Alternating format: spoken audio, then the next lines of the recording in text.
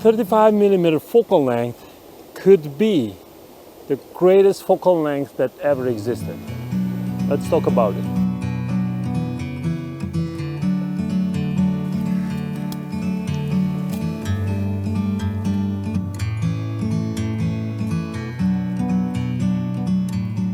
Yesterday I had nothing to do, so I was bored and I started to look at all the metadata from all my photos, and an interesting fact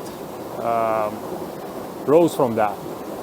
The majority of my photos are done using a focal length that is roughly 35mm. It's not exactly 35mm because I'm not using a 30mm lens, but it's close. It's 37, 36, 34, something like that. So now that I know that, I decided to intentionally photograph at the 35mm focal length. I'm going to use my 17 to 40mm lens, but I'm going to set it to 35.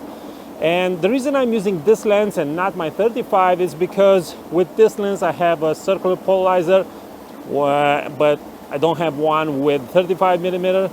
And when I'm photographing waterfalls, I really need a polarizer to remove the glare from the water.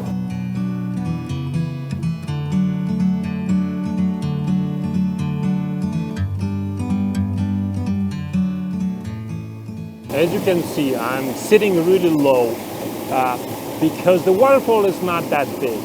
And whenever you're having a situation like this, you need to stay low in order to make the waterfall appear bigger. I had to play a little bit with the settings. In the beginning, I was at ISO 100, f11, but I was getting 2.5 seconds. There's nothing wrong with that, but the water was too milky smooth, if you want. And I wanted to capture exactly how fast this water was flowing. So I had to go up to ISO 1250, drop the aperture at f8, and I was getting 1/8 of a second.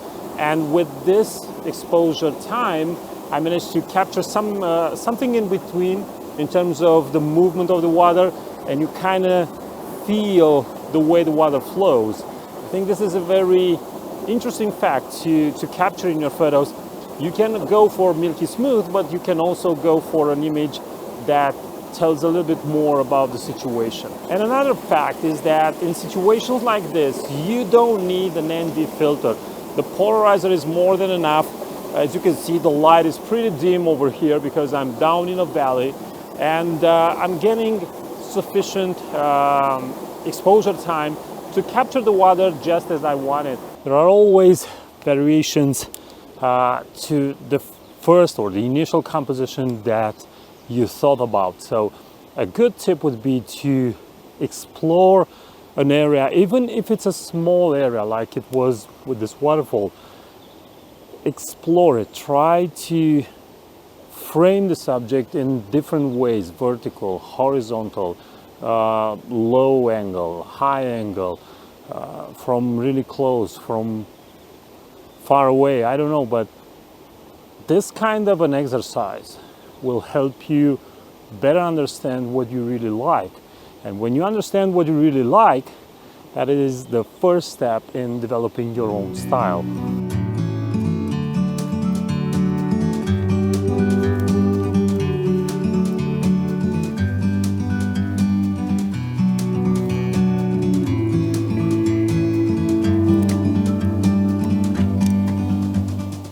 This way of exploring the location, I think it's a very good way for you to realize what the focal length really is.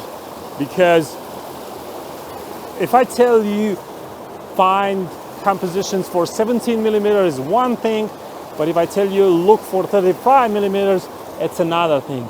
And for example, in that direction, I really like those pine trees that are fallen, but the 35 could not include all this. So my solution would be to take a panoramic shot of this and having the water and the pine tree that is fallen. And in this direction, it doesn't look that interesting, even if I stay really low. The settings are 1/6 of a second, f8 and ISO 100. And I think that will be the most interesting shot of the day.